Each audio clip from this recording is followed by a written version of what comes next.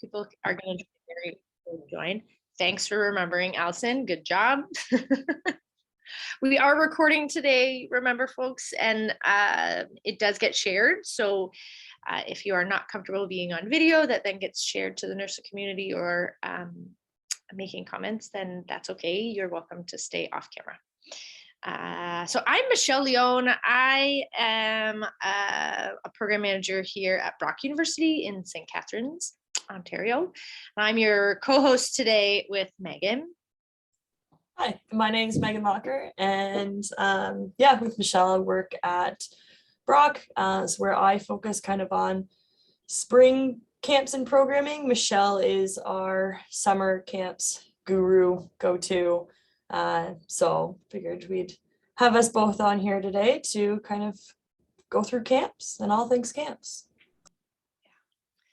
Megan and I sort of are going to approach today really informally in a way that most of the time camp folks have things to talk about even if we don't bring it up. So I think let's just start with maybe around the table if folks are comfortable with that, and let us know where you are at in 2022 and camps that are happening. So we can sort of start at Brock. We are a go. We have not operated any kids programming on campus since the before time, and we are sort of turning things back on. We will have school trips on campus in May and June, but we also still have a vaccine mandate on campus for anyone over the age of 12, which means most schools grade 6 and up are not coming to our programming. And then we are going to have summer camp in July and August. We run day camp programs. We are looking at about a 50% capacity of before times, mostly based on space and staff. And Brock is part of hosting Canada Games this summer, so our capacity is just lower based on space available. Anyone else want to share or start? I can. I'm Allison. I'm with the University of Regina. So I run all of our summer camps, our swimming lessons, PD days, Easter break, Feb break, all the camps for the Faculty of Kinesiology. So they're all multi-sport camps. We were able to go back last summer at a reduced capacity. Planning for this year, when we had to have our information in for the fall, it was still at a reduced capacity. So we scheduled it for that, and now we're wide open. So people are like, why aren't you doing what you did before? Planning was done. I'm not replanning for the 800 time. So, but yeah, so we are a little bit reduced compared to where we were prior to COVID, but we're better than we were last summer, and we're running. So that's exciting. Thanks, Allison.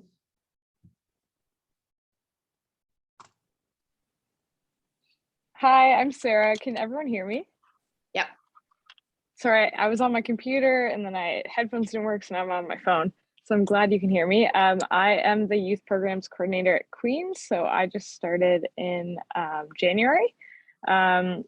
Similar to Brock, we haven't had any youth programming since before the pandemic, but we're looking to start in July. We're not doing any field trips in May and June, although there is a lot of interest.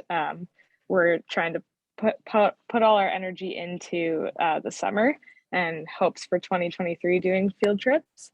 Right now, as of May 1st, Queen's is dropping the mask and vaccine mandate, but could come back at any moment. So we're kind of planning based on that and planning at normal capacity of what our camps were before COVID, and using both of our facilities for that. So we opened our registration about mid-March. It's nice to meet everyone. This is my first NIRSA call. Yeah, I was going to say welcome to Thanks. the campus camp community, and please reach out to, I am sure this is universal answer for all of the humans here. Ask, and we're happy to share and be helpful. Yeah, if anyone uses Fusion, I would love to pick your brain, because we're using that for registration and running into a few roadblocks. Ooh, I do not. We use ActiveNet. Also, lots of roadblocks. Seems like it's across the board, all platforms. I use ActiveNet as well, but I know the University of Saskatchewan, their camps uses Fusion. So if Okay, you need me awesome. to, I can put you in touch with Carrie up there for sure. Oh yeah, that would be awesome. Thank you. Amazing. Sandra, you have your hand up. Yeah. Hi, I'm Sandra Dracker from the University of Windsor. I'm the recreation coordinator, and I believe on our call, we also have Megan Metcalf, who is my current summer camps coordinator. So she can provide a little bit more detail, but yeah, we've been out of operations for the past 2 years. So since COVID, we've run nothing, literally nothing, no summer camps, no instructional, no intramurals, no activity, but opening the doors earlier this year.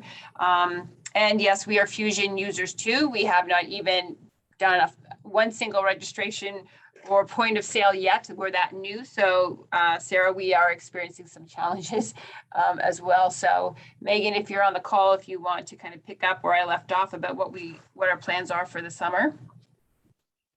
For sure. So we are back up and running after 2 years.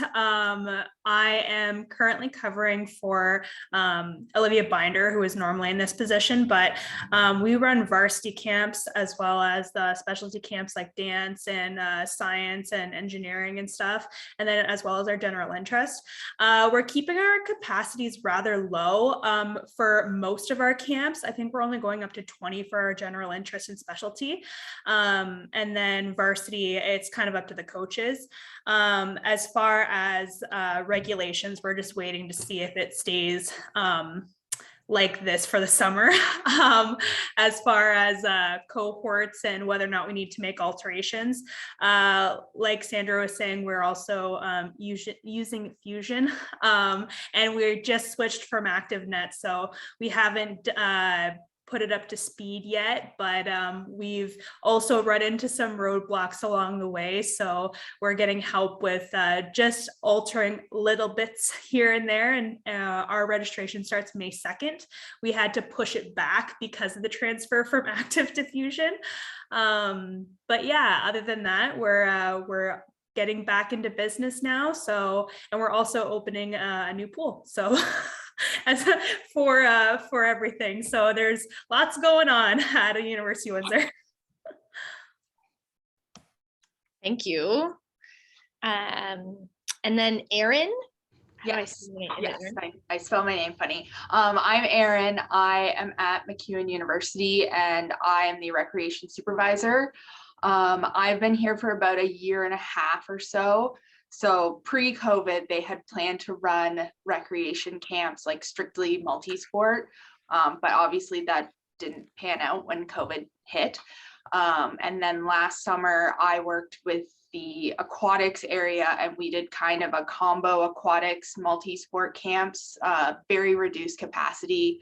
We tried to like cohort and distance the kids as much as we could.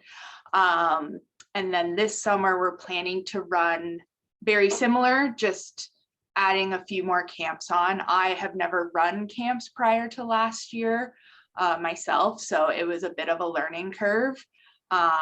Prior to COVID, we had aquatics, like strictly aquatics camps running here. So it was really nice to have a hybrid of both. Like the feedback we got was great. So yeah, just trying to build off of that and see what we can do. Amazing.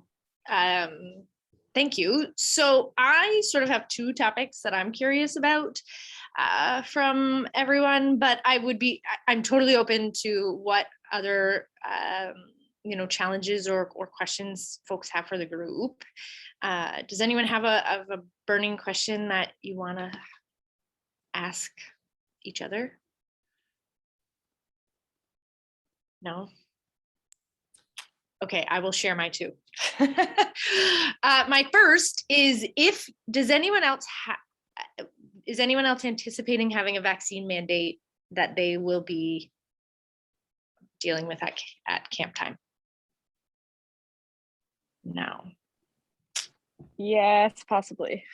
Possibly, yeah. Okay. So in our registration, we said that you needed to be double vaccinated because when we opened registration, that was the rule at the university.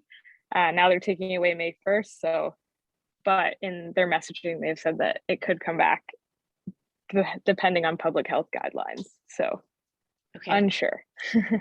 Have you considered, or is there conversation about how you will manage that actually at the camp time? And how will you check?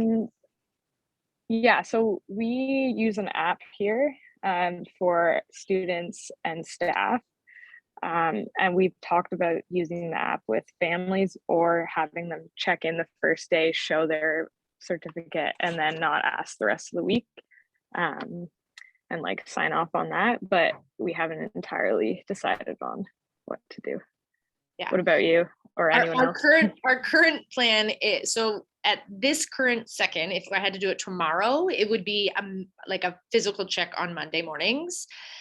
Same thing, I would check them once and then not check them for the rest of the summer in some fashion. So probably I would develop like an MS form or a Google form and track kids that way, that once we check, we don't have to check again. I wish that was something I could put in ActiveNet, but can never get the information back out of ActiveNet. So I will check it on my own.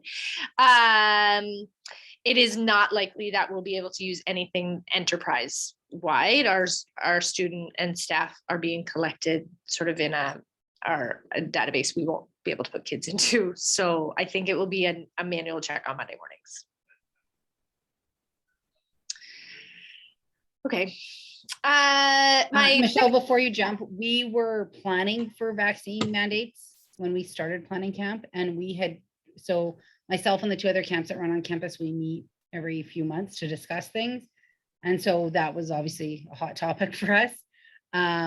We all use we actually all use ActiveNet. All our registration goes through the same portal. And so we were actually just going to do a question. Please be aware your child needs to be fully vaccinated in order to attend camp. Is your child fully vaccinated? And then it was just a checkbox, because that's how we collect their another check. Pardon? With not another check. Yeah.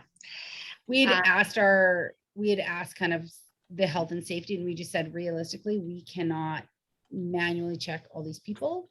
It's not realistic, and especially because like we have the multi-sport camp. I work with our coaches on their camps, but I don't manage their camps. And there is no way. I have one coach who COVID was not a thing for him. It didn't exist. And therefore there's no way I could have mandated him. Like I could tell him till I'm blue in the face, but he still won't comply. So that was we've asked the parents, we're trusting that they're going to be honest with us. We've made it clear that they can't register without being vaccinated. That's how we collect. We asked them for medical information in the same format. So that's how we're doing it. Yeah. And the university didn't have an issue with it, but it was us trusting our parents that that's how we were going to function. Yeah. Okay. We asked too, actually, Sarah, it's in our registration too. So, okay. And maybe it's more of a spot check then, like you may have to show proof. So be prepared to, but then maybe avoid actually having to check. Yeah.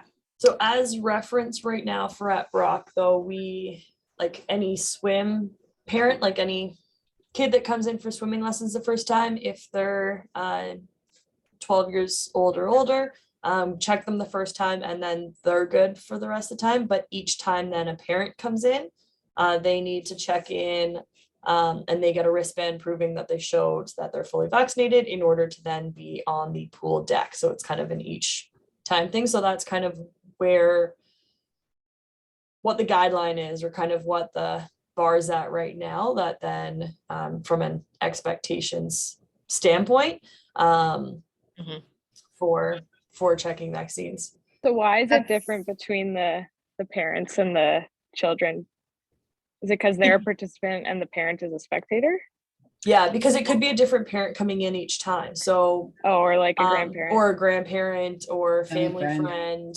We're not keeping track of who dropped little Johnny off for swimming lessons. We just know that then the participant, once they're registered, then yeah, they've been there once, versus then a parent, it could be their first time, the last swimming lesson, or grandma and grandpa comes and watches the last week or whatever. Yeah. So, Megan, we had the same policy for our aquatics as well. So very similar. They had to check in. The kids checked in once. The parents checked in every time they came. Well, they were banded. We knew who. So we did the same thing for aquatics, And then for camps, just due to the numbers of kids checking in, and it's not so much our numbers as one of the other camps has like 280 kids checking in at a time. And they just said like, we can't do that. So, And that's kind of where your concern is stemming from, is Monday morning, or kind of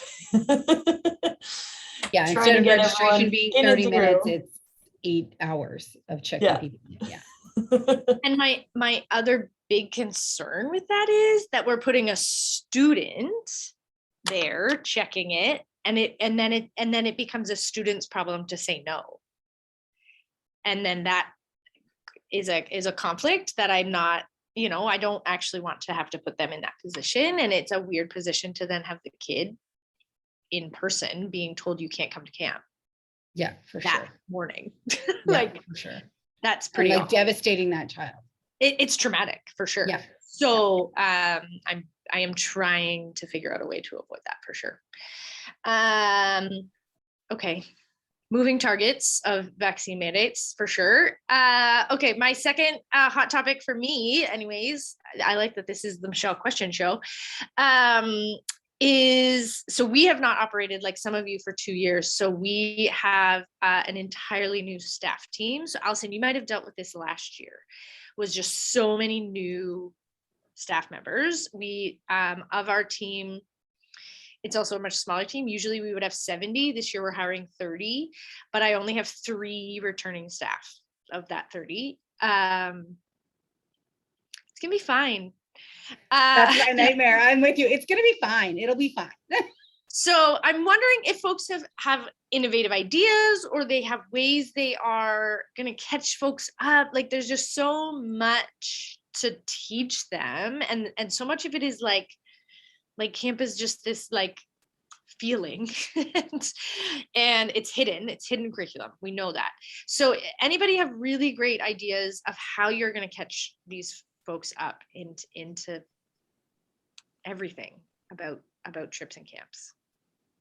Training. We did a ton of training last year. More than normal? We went more in depth on things than we normally would have in the past. We usually do a lot of like breaking down a sport and teaching them the basic sport side of things. We did a lot less of that and a lot more about what should camp feel like. What are you, what we did, we were lucky we had some returning staff. What are you looking forward to? How does a normal camp day look? What does your day as an instructor look like?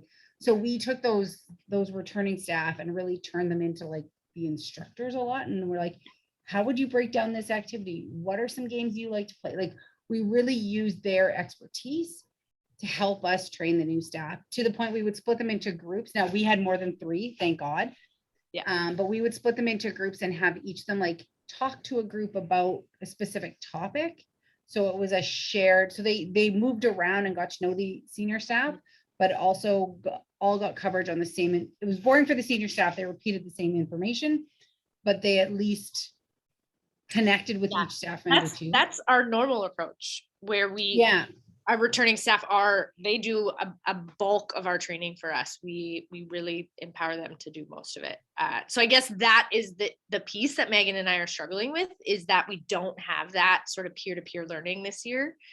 Sandra, you're gonna have a great idea. We do too. It's just the groups were bigger. Right. Okay. Like it was less people, and we just had them spend more time together. We did more like team building social activities to help create that camp environment. It was hard. I will say it was hard, but camp went well. So great. Yeah. Okay. And the kids that are coming, if they've never been before, don't know any different. Right. True.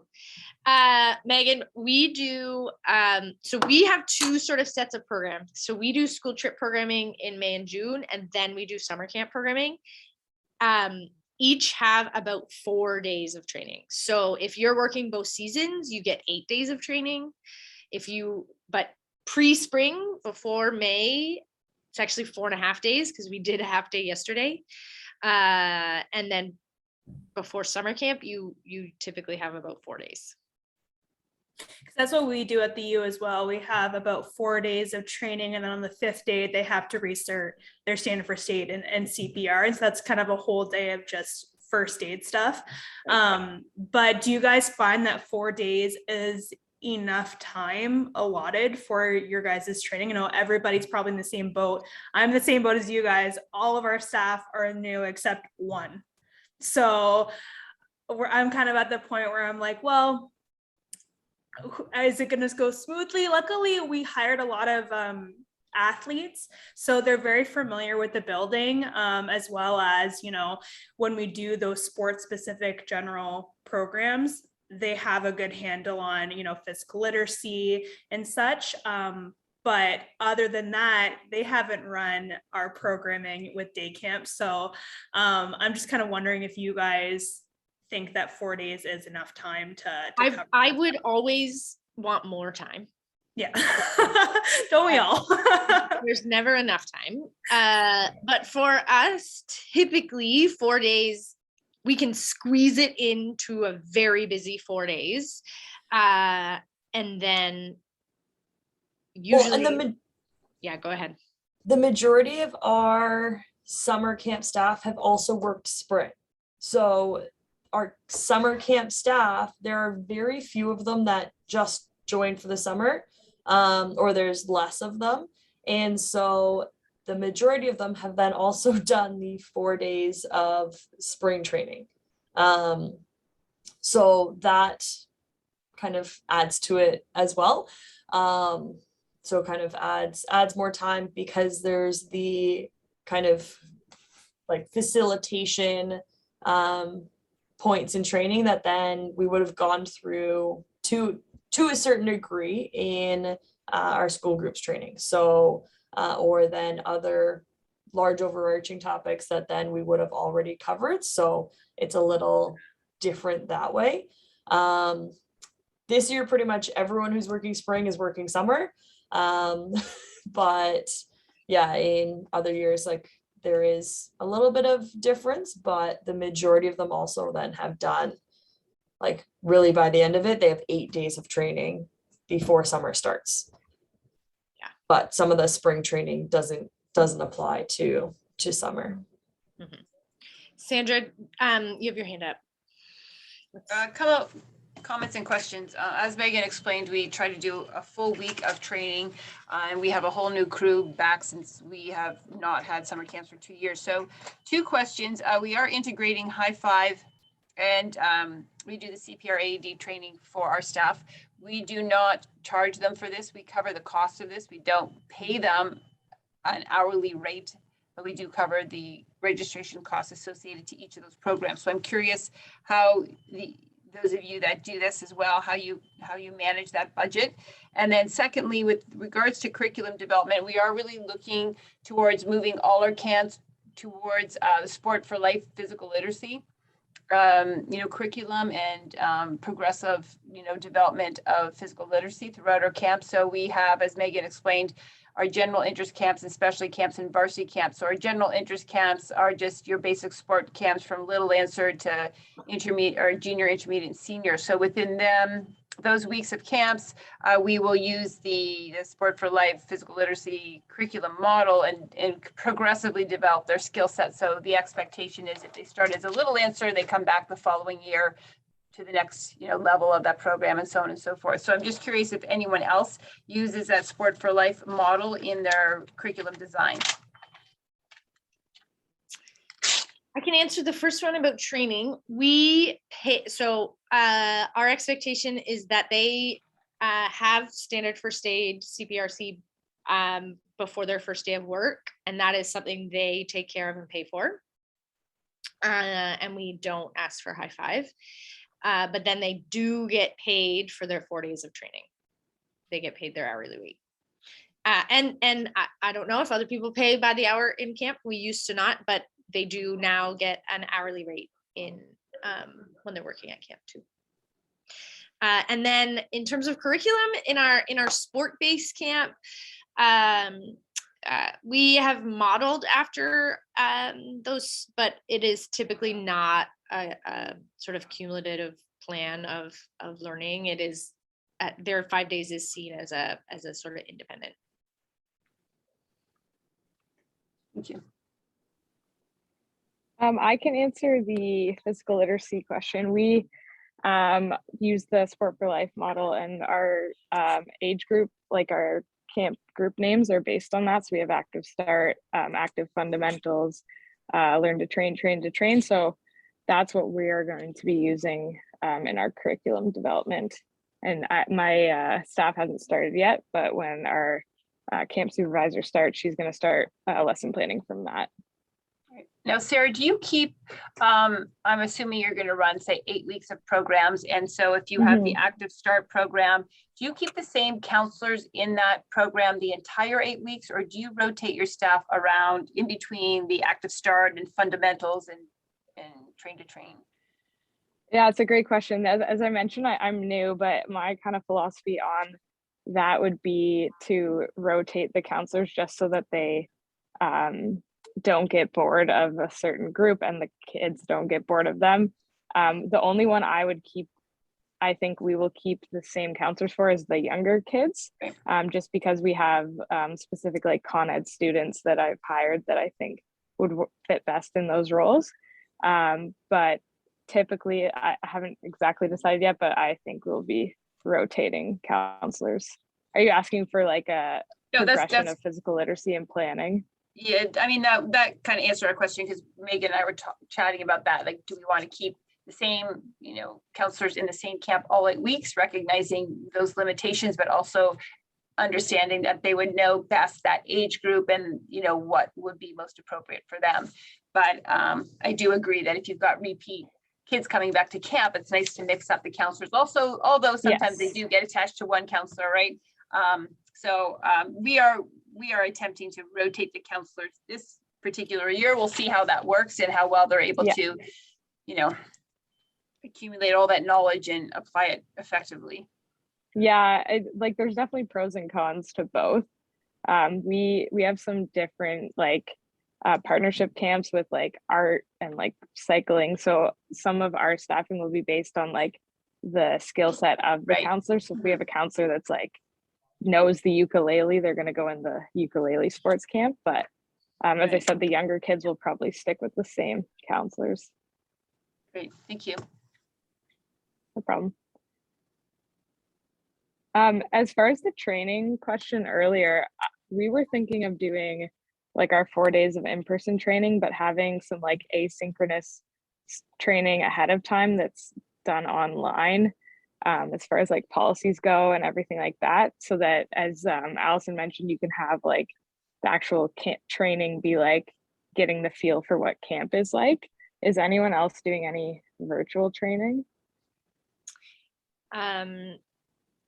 Yes, some, as a Brock employee, there is about 3 hours of asynchronous training to onboard. So that's things like WMIS and health and safety, and this year COVID. And then we also have an EDI training that's about an hour long video and some questions that we have them, that was specifically prepared for our student staff in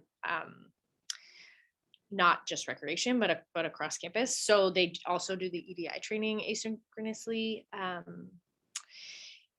And if we had our wits about us, Megan and I would agree that like customer service and like fire safety, there are lots that we could, but sometimes prepping and asynchronous training can take just as much time and sometimes more, that I am better in real life. So I like, sometimes it's just easier in terms of prep. I know I've already done it. I can do it in real life. So does Megan. It's going to all be new for you, Sarah. So if you think long-term, having it prepped and ready so you can push play next year, an async training, genius. I totally think if you have to prepare from zero anyways, start now so it's easier for you next year.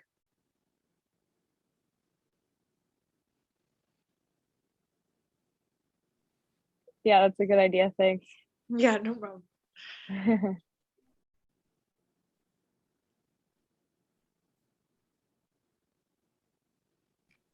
I just have a question for everybody. Yeah.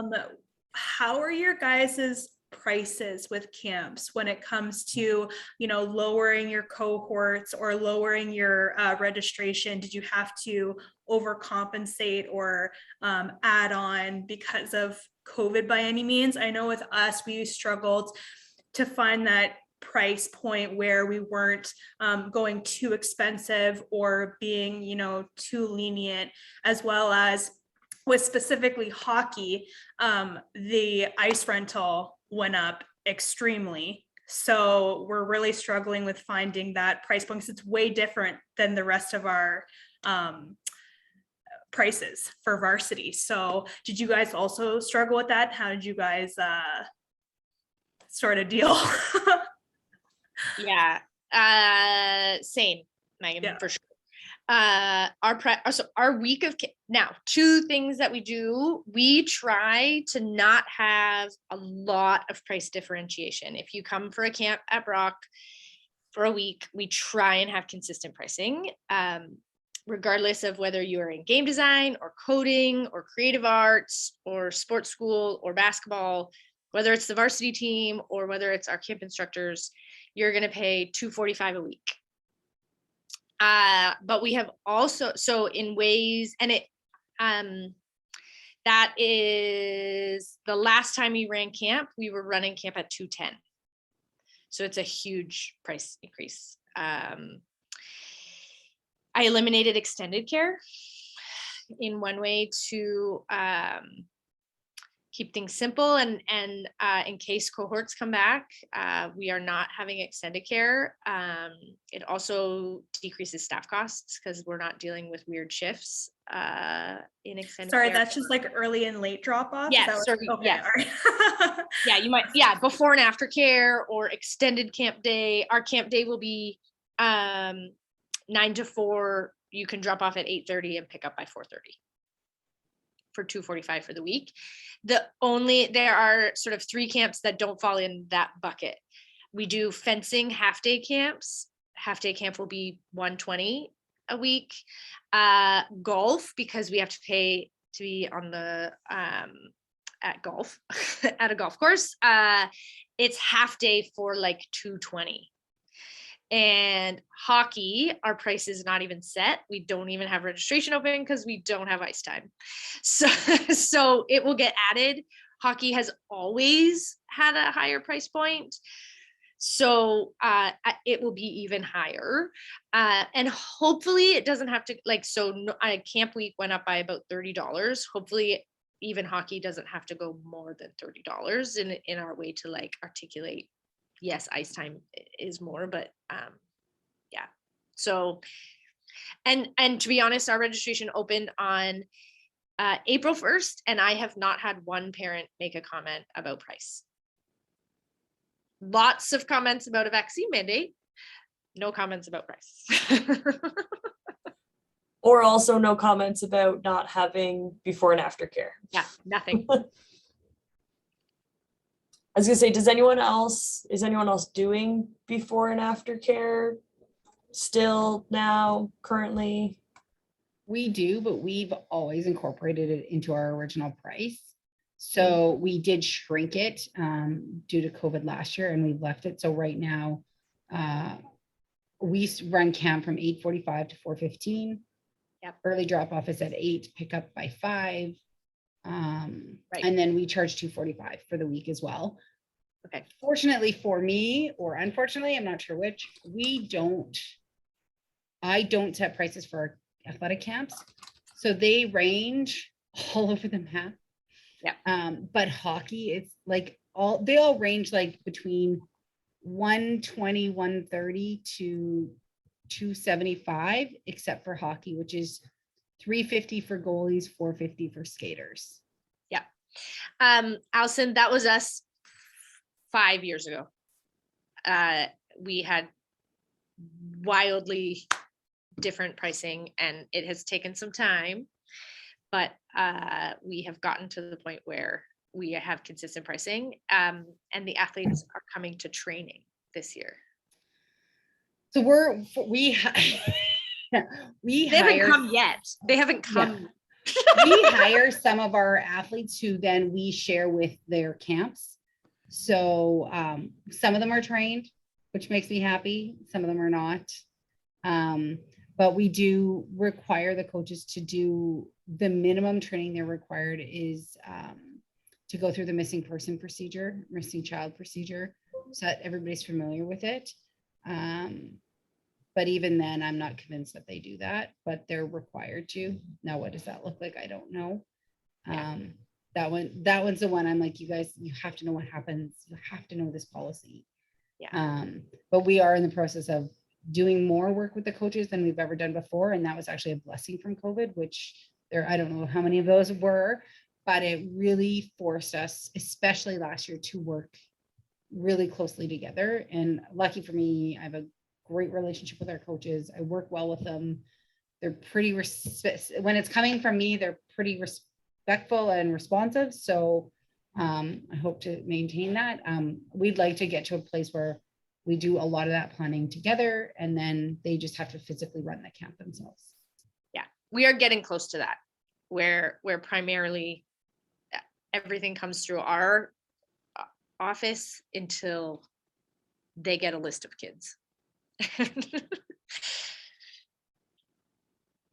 Yeah, our problem is they don't have their athletes, or they don't know who's going to even be working the weeks that they run camp. How did you manage that then? Oh, we're not there yet. It's still in the stage. There's a new director, sports, so athletics director, that then has said that, oh yes, those athletes who are running camp need to come to at least some training. So that's the extent of where we're at. So hence why we're crossing our fingers that they actually do. Because in the past as well, there wasn't actually confirmation from the athletic side that anyone that was there for the camps even had their first aid. So yeah, we couldn't get that confirmation necessarily. So we knew that building staff, because they all take place in our building besides golf and hockey, we knew building staff all had their first aid, but the actual then athletes, coaches who are running the camp, we don't know. So yeah, we just started prior to COVID requiring them all to provide me with a police record check. Yeah. So yeah, that too. That's the only thing I know about. But I do believe the coaches have they have a coordinator, and that coordinator is supposed to have first aid, but I guess I should ask them for their certificates to make sure. But I also know like some of our athletes are working at their camps, and I know they are certified. So I'm like, okay, I have some at there. And technically they're their responsibility. They're not mine. And some days I'd like to leave it that way. Yeah. We'll see. Yeah, I get that. Sandra, do you have a question or a comment? No, just a comment. So with our varsity camps, only those such as hockey, would there be a different fee? Otherwise, we tried to keep them all slightly higher than our general interest, but pretty much they've all moved down to a full day camp. We had a few half-day track and field camps, which just were more problematic than they were beneficial to us. So now we run, full day camps. So with our athlete situation, so for the varsity camps, those are coordinated by the coaches and the teams themselves. They establish the curriculum. We provide them with an outline of the agenda, specifically with regards to the check-in, check-out, when their pool time is, when lunch is, but otherwise they set their own curriculum for what they plan to do during the day. The way that we have kind of worked around ensuring some type of consistency and quality in their production that is equivalent to what we do on the recreation side with their general interest camps is we require at least one of their athletes to be at our mandatory training. So that person will receive the training in all areas, from risk management to high five to first aid CPR. So hopefully that individual is there for all their weeks of camp. And again, we'll implement the policies and procedures that we expect from all of our camps. It is problematic. It is difficult because in most of our two-sport camps, meaning men and women, males and female coaches assisting with that, they bring in their own camp counselors. So depending on the philosophy of the coach, you deal with different strategies to this. So our men's basketball coach, they don't mind if their athletes work the full entire day. So he will, enlist, say, 4 athletes to help. Our female basketball coach, however, doesn't want them to work a full day. She wants them to be able to train. So therefore she'll have 4 in the morning and 4 in the afternoon. So the human resources management part of the varsity camps is what is most problematic and challenging for us. So we do have 2 supervisors that help us to coordinate all of the camps, and their fees, their salary, their expenses, we charge back against all the camps. So if it costs us X thousands of dollars to hire them for 8 weeks on a full-time basis, then based on the number of weeks that camp is in place, we will charge them back. Okay, this is how much your administrative costs are, because Lancer Recreation coordinates all these camps, but yet the sport teams, they take their revenues and keep them for themselves. So, at the end of the day, it's not fair that my budget be used to supervise, coordinate, do all the hard work, and they just show up and run the show and then leave with, a purse full of money. So we have over time changed that. Of course, they don't quite appreciate that. But the whole idea is to have some level of quality and consistency across the camps. So it's either that model, or, if they really want to revolt, then it's simply taking them away from us and you guys do your own thing. But when we have had it like that in the past, it definitely has been a bit of a gong show, because they do truly do their own thing. And it's not, very, very good for the reputation of the camp. So it will be a rude awakening to remind the coaches when they get their budgets that this is what it looks like, and that's what that number in your budget summary is. It represents the staff that we have helping you with registration, with refunds, with all the other fun stuff, as you all know, that go into camp. So that's how we've tried to handle it, and fingers crossed it works successfully this year. But it is definitely something that we're constantly running after the coaches. We need someone, get us that person, make sure they're showing up, and it never fails that, that 1 or 2, athletes, I can't come all the days, I can only come this day, and I can't be there. And, so it's hard. Got it out. Yeah, agreed. We are also, for the first year ever, charging an administrative fee for the varsity camps, and also to cover credit card fees and the actual online registration of their programs, for sure, which we learned the hard way, because last time we registered everyone, we also got to pay credit card fees, giving them all a refund. Yeah, yes, that's right. Okay. Does anyone else do the admin side of the kind of varsity camps the same way? So Brock's the same as Windsor, that kind of the rec side does the admin and kind of organizing that way, with then them running the camps. Does anyone do it that way, or is it managed differently? Yeah, ours is similar. We have our varsity camps have our camp staff that are there all summer, and then also the varsity players. And sometimes the camp that are with us all, or camp counselors that are with us all summer, are also varsity players, and that overlap works well. And then we do all the registration and admin for the coaches. So when you were talking about the training and everything, that's something I'm trying to navigate right now, as far as getting everything in writing of what the expectations are of us, and what the expectations are of the teams and the coaches and the players. So I'm glad to hear that there's others in the same boat. Yeah. It is a work in progress. It is definitely slow and steady progress. But the biggest argument and defense I always have is that it is about being safe. It's about keeping everybody safe, and it is about mitigating risk on the institution. And when you can sort of put it in that lens, then more people are likely to be on board and advocate that what you're doing makes sense. Yeah. So, although slow. Yeah. Any other concerns or hot topics that folks have that you'd like to chat about?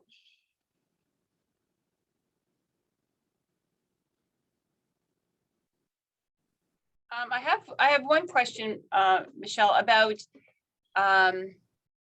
EDI and again, inclusiveness. So we were having the conversation today because we couldn't figure out in Fusion how to establish a gender on some of our camps. So we offer only one camp really that is specific, and that's our Girls in Motion camp. And it was specifically set up to address some of the issues around girls and the reluctancy to participate in sport. But we couldn't find the button to figure out where we select that. But at the same time, we thought, all right, well, maybe the name itself indicates it's Girls in Motion, but for those that might again have some that identifies as a female want to participate, then there's no issues there, because that would be our own camp. But I'm just curious if any of you have had to deal with that particular scenario where you have had a gender identity that might be different, that you've had to kind of include within the camp. How did you handle that with your counselors? How did you handle that with your campers? Just curious, because I'm sure if we haven't had it, it will probably be something forthcoming, whether it's with a camper or a camp counselor. Yeah, I have a couple of examples. Does anyone else? We had one we work with a school that works with a high Indigenous population, and then one child that was trans. And so they're only here with us for 2 weeks, and it's really their teachers are there, so it was kind of a little bit isolated. The biggest thing for them was bathrooms, but we have gender neutral washrooms, so it wasn't as big of a deal as they thought it was going to be coming to the campus. And honestly, the child had a great time. So we have counselors that work with those groups, and it wasn't an issue. And to the point, the school said, like, we recommend their kid to attend a university camp after, simply because of the comfort level. So I guess we did okay. Yeah, and I know it was kind of an indirect learning, but have you thought to put any details in the marketing of your camps? I know in the past we've always highlighted, it's accessible, we will accommodate, but the inclusive part, and especially related to gender identity, we've never really added that piece. And I'm curious if anyone is doing that in their marketing. We also run a program for newcomers to Canada, and it happened a few years ago. I can laugh about it now. At the time, it was not funny. Our afternoon program, we always split by gender. It made scheduling and everything easier. The girls swam, the boys swam. They usually swam at the same time, but just they had specific programming per gender. And then we brought in this camp for newcomers to Canada. And so because of religious reasons, we just had them swim by gender, which then made national news that we were promoting Sharia law, and it's all over the media. So we no longer do that. We got rid of anything relating to gender. So we have no gender specific programming anymore, which we are looking at a girls only program, but we have a program in the city that does a lot of girls programming. We don't want to take away from them. So I'd be interested to know what other people do, but yeah, be careful with the gender thing. Wow. It was quite fun at the time, let me tell you. Sharing. Yeah. So a couple of thoughts I have is before we had to go to ActiveNet, when we were using Camp Brain, we were able to eliminate asking. We had no reason to know gender, and so we were able to just turn that off. ActiveNet doesn't have a turn off option, but we were able to add a male, female, and I think now it says other, or like prefer not to say. I'm actually not sure what the third option is, but there is finally a third option. And our only gender specific program is we do have a girls basketball that the women's team runs. They do a girls only basketball camp. Again, I've never actually even considered asking gender as part of registration. I just go with if you choose girls basketball, that's where you need and want to be. But we Sandra, have are you with Fusion? Did you say? Yeah, No, we're with Fusion now. We are. We were just with So- Active previous. So with our registration, we made it a custom prompt for every Okay. camp for the parent to write what their child's pronouns are or what gender they identify Okay. with. And then we're gonna go through all the spreadsheets, and if there's anyone who like identifies with like a different gender, then we will make sure all the camp staff in that group know. And like every camp counselor will have a list of the pronouns or genders that each camper identifies with. But a Okay. custom prompt is what we had to go with because we can Okay. figure it out either. Yeah. Okay, awesome. Thank you. Sarah, welcome. I love this also, but the description you put in the chat, super, that's great. So we have had many campers over the years who have self-identified and whether they have been transgender or they dress in one way but would like to use a different washroom in a variety of ways. So often it is conversations with parents. Usually the parents are most concerned about it. And like Allison was saying, it is some communication and like education on what we can do. So we do have gender neutral bathrooms around campus, although not necessarily every time the campers are going to be near those particular bathrooms. And of course, the big one is change rooms by the pool. So we tend to encourage parents to tell kids to use the family change room. So the way ours are set up is it's male, female, family.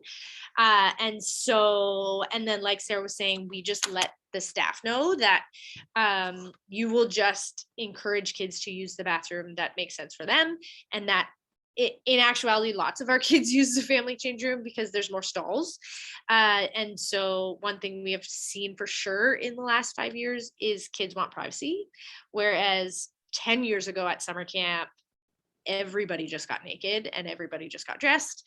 That is definitely has changed in camp culture and in all kid culture, I think. And so, for example, we used to use team rooms in summer camp. We used to put all the boys in a team room and they would all get, but there is zero privacy in a team room,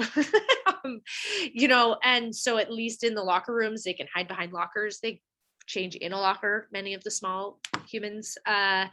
And so then we just let folks, whoever needs it, to use the family change room. Lots of our kids who have exceptionalities use the family change room too, because it's a nice, big, huge stall that their staff can help them get changed into. Good thought and question on there. And then I do think it is like a constant training for staff too, and ourselves around gender is definitely, it takes me, I still get caught saying, guys, or, please tell your mom and dad, like I get stuck in that language because I have been around a long time. So I revert back to things I said 20 years ago. Mm-hmm. Another quick question I have before I zip off to another meeting.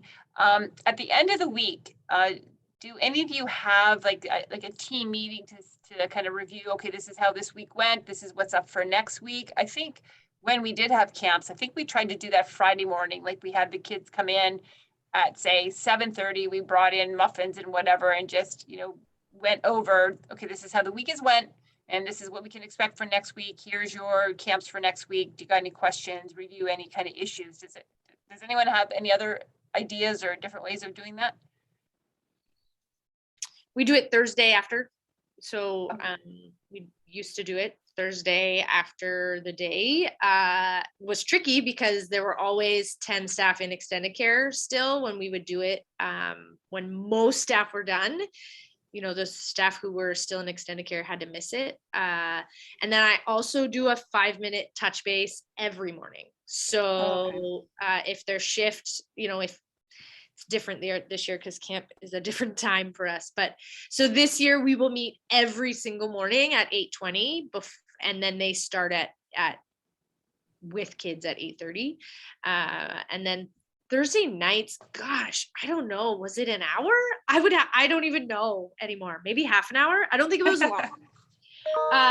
Because I would have had to pay them and that would get expensive. So I'm gonna guess it was 30 minutes. Same thing. They would get their lists for the week after. They had a chance to.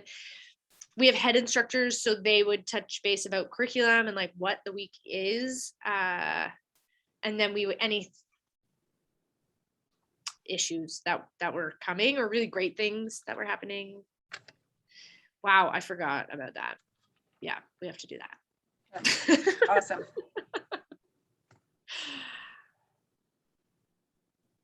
How did it go in the morning, Sandra?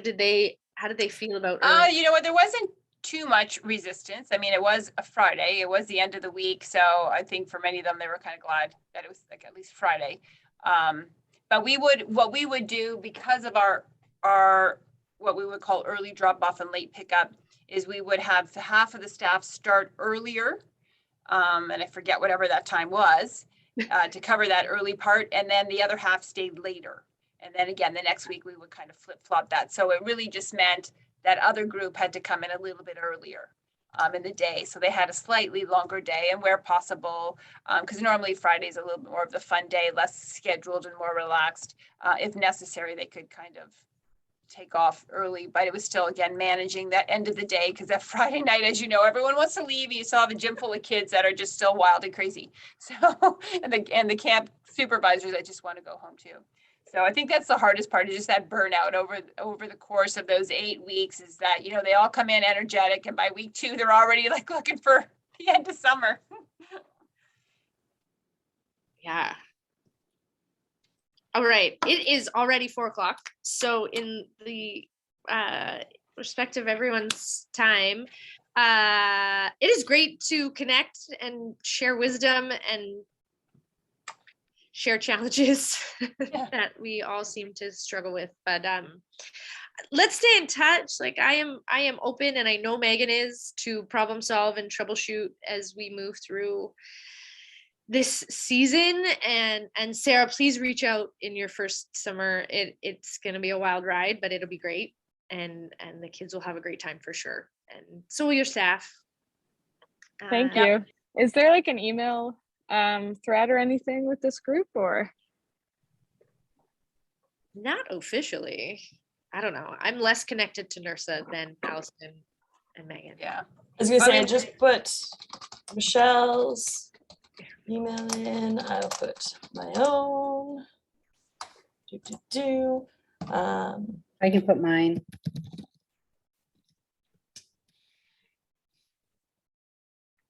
We Yeah. are. Yeah, perfect. Now there is. Great And job, I everybody. encourage, if you you. have questions, like reach out. The beauty of what we do in recreation is that if somebody's doing something well, they're more than willing to share with you, because we're not in direct competition with each other. So instead of recreating the wheel, reach out and see what other schools are doing, and people are more than likely to share. If you want me to put you in touch with Carrie, I can send him a quick note here with your email and ask him to reach out to you or CC you on it. Would that work for you, Sarah? You're the one with Fusion, Yeah. right? Yeah, that sounds great. Okay. Which university are they with? He's with the University of Saskatchewan. Okay, I don't think I've been in contact with him then. He's great. No, I I know they're on Fusion. What I might do is touch base with them right away here, because it's only 2:00 here. And then let him know that I'm passing you on. I believe they use Fusion, and if they don't, he might know somebody who does, and I can connect you that way. Thank you. Yeah, no problem. Sarah, our school trip programs are quite similar. When you get around to that season next winter, what we do at Brock with our overnight programs and our day programs were in the before time were similar to what you were doing at Queens. So let's connect when we have to turn those back on for both of us. Sounds perfect. And good luck with them this spring. Yeah. Well, no camp this overnights. year. We are not having overnights this year, but We're just doing days, but it's still. close for the day. Our first group comes May 9th, so it's You soon. got this. It's coming, whether we're ready or not. It's happening. Yeah, exactly. Yeah, they're coming. But Amazing. well, thanks for coming today, everyone. And yeah, any questions or challenges, different clarifications, anything like that, feel free to reach out. Much like Allison said, is really with recreation, everyone's willing to share what they're doing. So, which is great.